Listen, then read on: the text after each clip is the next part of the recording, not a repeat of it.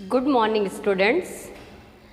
हम लोग अब कहाँ दूसरों के दुख से दुखी होने वाले पाठ का अध्ययन कर रहे थे। बच्चों, हम लोगों ने पाठ में क्या पढ़ा कि निदा फाजली ने किस प्रकार बताया है कि पहले के समय में के लोगों में कितनी दया, करुणा और एक दूसरे के लिए सुख दुख के विषय में सोचने का था।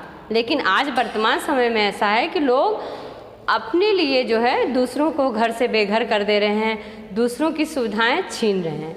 उसके लिए उन्होंने कई सारे छोटे छोटे कहानियाँ बताई। सुलेमान की कहानी, नूह का, या अपनी माँ का बताया कि उन्होंने कैसे बचपन में हम लोगों को सिखाया था कि पेड़ों की पत्तियाँ नहीं तोड़नी चाहिए, फूल नहीं तोड़ने चाहिए। फिर अपने घर का एक उदाहरण दिया कि कैसे उनकी माँ ने कबूतर के बच्चे के अंडे को उनसे टूट गया था तो उन्होंने दिन भर का रोज़ा रखा और अपने ईश्वर से प्रार्थना की कि मुझे माफ़ कर दो। उसकी माफ़ी के लिए, प्रायश्चित के लिए रोज़ा रखा। तरह तरह के उदाहरण देके उन्होंने समझाया है।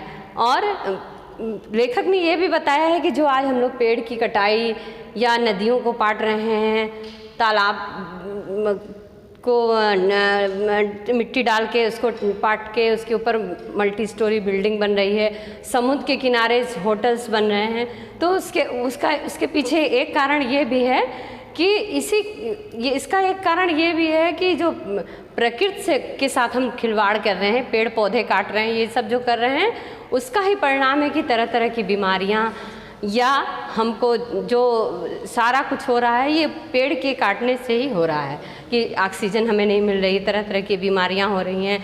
असमय सूखा, असमय गर्मी, बारिश, भूकंप, बाढ़, ये सब प्रकृति का असंतुलन जो है इसी का परिणाम है। इसी की वजह से जो है हमारे प्रकृति में असंतुलन पैदा हो गया है। तो बच्चों, हम लोग पाठ को पढ़े और निदा फाजली ने बताया कि ऐसा क्यों हुआ। पहले के लोग ऐसे थे, लेकिन आज के समय में अपनी माँ से वो अपनी पत्नी की तुलना करते हैं कि माँ थी तो एक कबूतर के बच्चे के अंडा का नुकसान उनसे हो गया था तो उसके लिए रोज़ा रखी। लेकिन उनकी पत्नी है, आज उनके घर में कबूतर आते हैं तो वो उस खिड़की पे जाली लगा देती है और आने का रास्ता बंद कर देती है कि उस कबूतर से मैं मतलब डिस्टर्ब होती हूँ या उसके आने से हमें असुविधा होता है, मेरे घर में गंदगी कर देता है, इसलिए कबूतर के रास्ते को बंद कर देती हैं। तो लेखक अंत में निष्कर्ष यही निकालते हैं पाठ के माध्यम से कि आज का वो समय नहीं रहा। ना तो वो सुलेमान हैं जो पक्षी की भाषा समझने वाले हैं, पेड़ पौधे पशु पक्षियों की भाषा समझने वाले हैं, और ना वो मेरी माँ है जो कि एक कबूतर के अंडा टूट जाने से दिन भर का रोज़ा रख के माफ़ी के लिए दिन भर का रोज़ा रखा था। तो बच्चों, हम लोग पाठ को पढ़े। अब हम लोग आगे देखेंगे, पाठ के अभ्यास के प्रश्नों को हम लोग देखेंगे। देखिए बच्चों, पहला प्रश्न, अभ्यास प्रश्न में पहला प्रश्न है, बड़े बड़े बिल्डर समुद्र को पीछे क्यों ढकेल रहे हैं? बड़े बड़े बिल्डर समुद्र को पीछे क्यों ढकेल रहे हैं? क्यों ढकेल रहे हैं? कि बिल्डिंग बनाने के लिए समुद्र को पीछे ढकेल रहे। बताया ना कि मल्टी स्टोरी बिल्डिंग है, 5 स्टार होटल है, लॉज है, ये सब बन रहे हैं, इसलिए बड़े बड़े बिल्डर लोग समुद्र को पीछे ढकेल रहे हैं। किस लिए? आंसर होगा बिल्डिंग बनाने के लिए। दूसरा है, लेखक का घर किस शहर में था? लेखक किस शहर में था? बोले थे ग्वालियर से वर्सोवा जा रहे थे तो ग्वालियर शहर में था। जीवन कैसे घरों में सिमटने लगा? जीवन कैसे घरों में सिमटने लगा है? आज छोटे छोटे डिब्बों जैसे, ये जो मल्टी स्टोरी बिल्डिंग या अपार्टमेंट्स वगैरह है, क्या है, ये डिब्बे जैसे ही होते हैं ना। तो जीवन आज छोटे छोटे डिब्बे जैसे घरों में। फोर्थ है, कबूतर परेशानी में इधर उधर क्यों फड़फड़ा रहे थे? कबूतर क्यों फड़फड़ा रहे थे? कोई भी इंसान परेशान कब होता है? जब उसका घर कुछ छिन जाता है, उससे कोई चीज़ ले लेता है तो उसका आशियाना हटा दिया गया था। कबूतर का आशियाना छीन लिया गया था, इसलिए कबूतर फड़फड़ा रहे थे। क्या आंसर होगा? आशियाना छीन लिया गया था। निम्नलिखित प्रश्न देखिए। निम्नलिखित प्रश्नों के उत्तर 25 से 30 शब्दों में लिखिए। 25 से 30 शब्दों में बच्चों आपके एग्ज़ाम में जो क्वेश्चन दिए रहेंगे, 1 वर्ड आंसर या एक शब्दों, जो मौखिक प्रश्न है वो 1 शब्द में उत्तर दे आएगा। और ये 25 से 30 शब्दों में 3 नंबर का क्वेश्चन रहेगा। और जो 60 शब्दों का आता है, 50 से 60 शब्दों में, वो 5 मार्क्स के क्वेश्चन रहेंगे। तो अभी हम लोग देखिए 25 से 30 शब्दों में अरब में लश्कर को नूह के नाम से क्यों याद करते हैं? अरब में लश्कर को नूह के नाम से क्यों याद करते हैं? अरब में लश्कर नाम का कौन था? एक पैगंबर थे, और नूह का मतलब होता है भावुकता में रोने वाला। नूह भावुक होकर के नहीं, वो कुत्ते को बोल दिया था कि ऐसा होगा, तो कुत्ता जब बोलता है कि मैं अपनी इच्छा से कुत्ता नहीं बना हूँ, अब अपनी इच्छा से इंसान नहीं बने, तो वो उसकी बात लग जाती है, वो रोने लगते हैं। तो वही भावुकता में रोने वाला। और पैगंबर नूह भी जख्मी कुत्ते का जो है जवाब सुनकर क्या किए? वो रोने लगे। हम लोग मौखिक अभी ऐसे प्रश्नों के उत्तर आपस में डिस्कस करेंगे, क्योंकि पाठ को हमने पढ़ा है, इसलिए आंसर हमें जानना होगा पढ़ के। तो देखिए दूसरा प्रश्न है कि लेखक की माँ किस समय पेड़ों के पत्ते तोड़ने के लिए मना करती है? हम लोग पाठ में क्या देखे थे कि लेखक की माँ क्या बोलती थी? शाम के समय में, शाम को पेड़ों की पत्तियाँ नहीं तोड़ी जाती हैं। उनकी क्या मान्यता थी कि लेखक की माँ क्या बोलती थी कि पेड़ों में भी जान होती है, और वे समय दुखी हो जाएंगे, उनको कष्ट होगा, वो हमें शाम के समय पेड़ों की पत्तियाँ तोड़ेंगे तो पेड़ हमें बद्दुआ देंगे। क्लियर? तो लेखक की माँ किस समय पेड़ों के पत्ते तोड़ने के लिए मना करती थी? शाम के समय में, क्योंकि शाम के समय में पेड़ों के पत्ते तोड़ेंगे तो पेड़ों में भी जान होती हैं, उनको उनकी माँ से दूर करेंगे, अलग करेंगे तोड़ के, तो वो हमें रोएंगे और बद्दुआ देंगे। नेक्स्ट है थर्ड क्वेश्चन, प्रकृति में आए असंतुलन का क्या परिणाम हुआ? क्या परिणाम हुआ? अत्यधिक गर्मी, अत्यधिक वर्षा, भूकंप, जलजले, बाढ़, ये सारा कुछ जो है, तूफान, ये सब नित नए नए रोग, ये सब क्या है कि प्रकृति में असंतुलन का परिणाम है। कि प्रकृति के साथ हम लोग छेड़छाड़ करते हैं, उसका ये परिणाम है कि प्रकृति में असमय बारिश, असमय बाढ़, असमय सूखा, असमय तूफान, और साथ में तरह तरह की बीमारियां उत्पन्न हो रही हैं, लोग उससे परेशान होने लगे हैं। नेक्स्ट क्वेश्चन नंबर 4 है कि लेखक की माँ ने पूरे दिन का रोजा क्यों रखा, या लेखक की माँ ने प्रायश्चित क्यों किया? ये ऐसे भी प्रश्न पूछ सकता है कि लेखक की माँ ने प्रायश्चित क्यों किया? प्रायश्चित मतलब अपना गलती की माफ़ी मांगी थी, पश्चाताप। तो लेखक की माँ ने पूरे दिन का रोजा क्यों रखा था कि पहले क्या था कि बिल्ली ने कबूतर के अंडे को तोड़ दिया, एक अंडे को, और दूसरे अंडे को उनकी माँ बचाने के लिए गई, और उसको बचाने में ही उनके हाथ से वो भी गिरकर टूट गया। तो वो सोची कि मुझसे बहुत बड़ा पाप हो गया है, और इसके लिए उन्होंने दिन भर का रोज़ा रखा और खुदा के पास अपने जा कर के माफ़ी, जब भी मौका मिलता रहा वो नमाज पढ़ने बैठ जाती थी और उसके लिए वो माफ़ी मांगती थी। नेक्स्ट है, लेखक ने ग्वालियर से बम्बई तक किन बदलावों को महसूस किया? पाठ के आधार पर स्पष्ट कीजिए। क्वेश्चन नंबर 5 है कि लेखक ने किन बदलावों को महसूस किया? क्या बोलते रहे लेखक कि जब मैं ग्वालियर में रहता था, वहाँ से जब वर्सोवा तक जाता था रास्ते में, मुंबई में, तो रास्ते में बहुत पेड़ पौधे रोड के किनारे किनारे दिखते थे, कि बड़े पेड़ पौधे दिखते थे, और बहुत चारों तरफ जो है हरियाली दिखती थी, और बचपन में पशु पक्षी उस पर अपना क्या था, जब पेड़ पौधे रहेंगे तो पशु पक्षी अपना घोंसला बनाएंगे, घर बनाएंगे। परंतु मुंबई आने पर उसे पता चला कि महानगरीकरण, मतलब महानगरीकरण या शहरीकरण से प्रकृति का दोहन किया जा रहा, प्रकृति को नुकसान पहुंचा रहा है। उसका परिणाम क्या हो रहा है कि पेड़ों को लोग काट दे रहे हैं, और ये दूसरों के लिए समस्या बनता जा रहा है। शहरीकरण में क्या करते हैं कि गांव की तरफ लोग बसते हैं, रोड के किनारे जो पेड़ हैं उनको काट दिया, धीरे धीरे कटाई आरंभ हो गई, और गांव जो है वो शहर में परिवर्तित हो गया। तो ग्वालियर से बम्बई तक के बदलावों को महसूस किया, कितना परिवर्तन हो गया है। नेक्स्ट है 6, डेरा डालने से आप क्या समझते हैं? ठीक है, डेरा डालना, लोग कहते हैं ना डेरा डाल दिया, तो डेरा डालना मतलब कबूतरों के निवास के लिए कहा गया है कि कबूतर जब उनका घर छेड़ दिया, पेड़ पौधे काट दिए, तो क्या कबूतर अपना आशियाना ढूंढने के लिए क्या किया? डेरा डालने के लिए किसी के घर की रोशनदान में ही घुस के घर में डेरा डाल दिया, रूम कमरे में किसी के। तो डेरा डालना का मतलब यही है कि अपना निवास स्थान खोजना, कि जगह मिलने पर उसी में कहीं पर भी छोटी सी जगह मिल जाए वहाँ पर अपना बसेरा डाल लेना, उसको डेरा डालना कहते हैं। मतलब डेरा डालना मतलब अस्थाई पड़ाव, ठीक है, स्थायी स्थान नहीं, अस्थाई, जहाँ पर कि आदमी देखा उसका घर उजड़ गया और अस्थायी रूप से जाकर वहाँ बस गया। ठीक। क्वेश्चन नंबर 7 है कि शेख अयाज के पिता अपने बाजू पर काला चोटा रेंगता देख भोजन क्यों छोड़कर चले गए?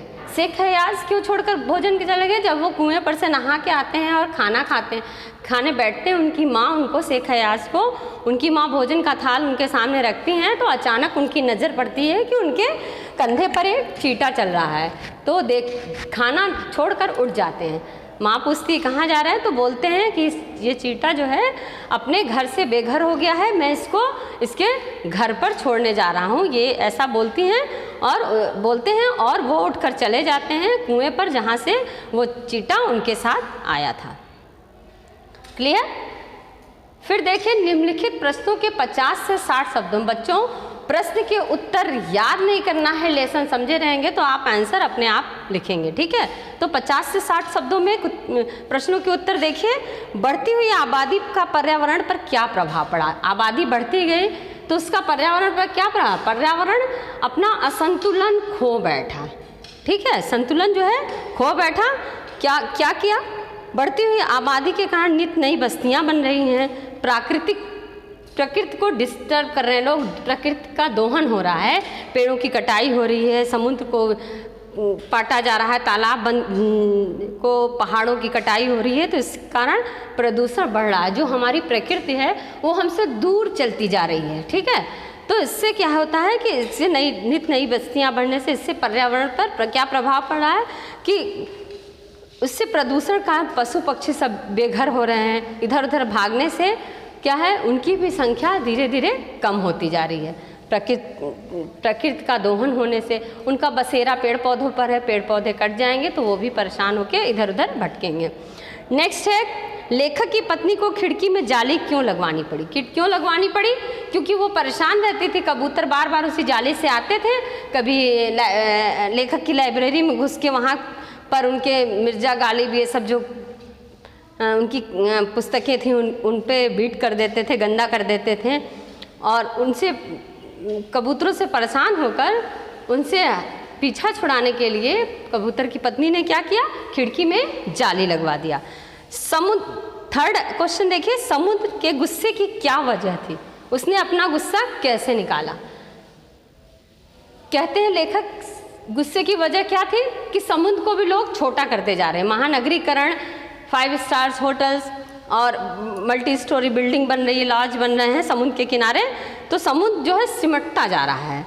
समुद्र बोले ना कि समुद्र जो है बहुत विशाल होता है, विशाल लोगों का हृदय भी विशाल होता है, विशाल लोगों में सहन शक्ति होती है, संवेदनशीलता होती है, वो सहन करते हैं, लेकिन अगर उनका गुस्सा करते हैं तो बहुत खतरनाक उनका गुस्सा होता है बड़े लोग का। तो वही बोलता है समुद्र भी गुस्सा किया, तो पहले तो वो पैर फैला के बैठा था, फिर बैठ गया, फिर उकड़ू बन के बैठ गया, फिर खड़ा हो गया, लेकिन तब भी लोग नहीं माने, पेड़ों की समुद्र को अंदर करते गए और महानगरीकरण और होटल्स वगैरह बढ़ते गए, समुद्र छोटा होता गया। तो उसने गुस्सा में आकर के जब छोटा हो गया तो तूफान एक बार ऐसा आया कि 3 जहाज को तीनों किनारे पर ले जाकर पटक दिया।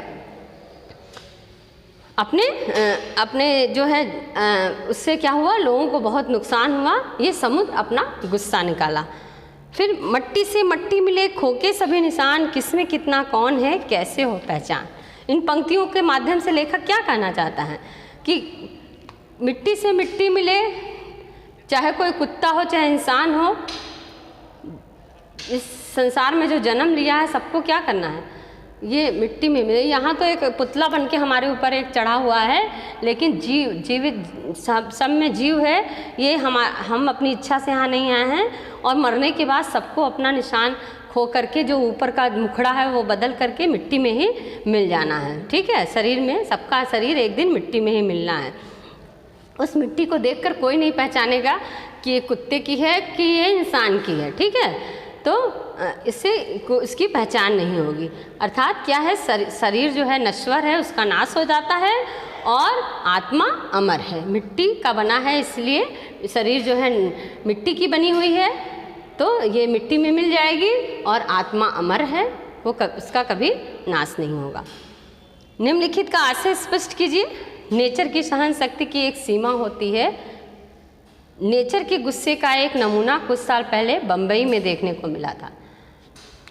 ये नेचर की सहन शक्ति की एक सीमा होती है, नेचर के गुस्से का एक नमूना, वही नेचर यानी प्रकृति की सहन शक्ति की एक सीमा होती है, और उसका वही बताएंगे कि जो 3 जहाज को समुद्र ने उठा करके पटक दिया। फिर जो जितना बड़ा होता है उतना ही कम गुस्सा आता है, जैसे समुद्र कि जो दिल से जितना बड़ा होता है उतना गहरा होता है, गंभीर होता है, और उसमें उसकी धैर्य सहन शक्ति होती है। लेकिन अगर आपा खो देता है तो बहुत खतरनाक होता है, जिस प्रकार से समुद्र ने अपना आपा खो दिया। ठीक है। थर्ड है, इस बस्ती से न जाने कितने परिंदे चरिंदों से उनका घर छीन लिया है। इनमें से कुछ शहर छोड़कर चले गए, जो नहीं जा सके उन्होंने यहाँ वहाँ डेरा डाल लिया।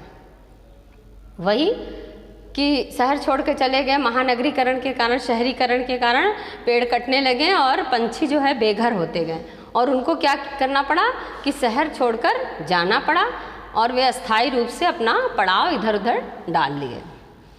नेक्स्ट फोर्थ है, शेख हयाज के पिता बोले, नहीं यह बात नहीं है, मैंने एक घर वाले को बेघर कर दिया है, उस बेघर कुएं को उसके पास छोड़ने जा रहा हूँ। इन पंक्ति में छिपी हुई उनकी भावना को स्पष्ट कीजिए। क्या है कि वो बताते हैं कि चीटा घर से बेघर हो गया, उसको छोड़ने जाना है, उनको खाना नहीं मतलब खाना नहीं खाएं। माँ सोची कि खाना अच्छा नहीं बना इसलिए छोड़कर जा रहे हैं, और उसके घर छोड़ने, ये बोल के वो उसके घर छोड़ने चले जाते हैं। तो उनकी प्राणी मात्र के प्रति दया और स्नेह की भावना इससे प्रकट हुई है। बच्चों, अब पाठ में दिए गए भाषा अध्ययन को देखेंगे कि उदाहरण के अनुसार निम्नलिखित वाक्यों में कारक चिन्हों को पहचानकर रेखांकित कीजिए और उनके नाम रिक्त स्थानों में लिखिए। ठीक है। भाषा अध्ययन है।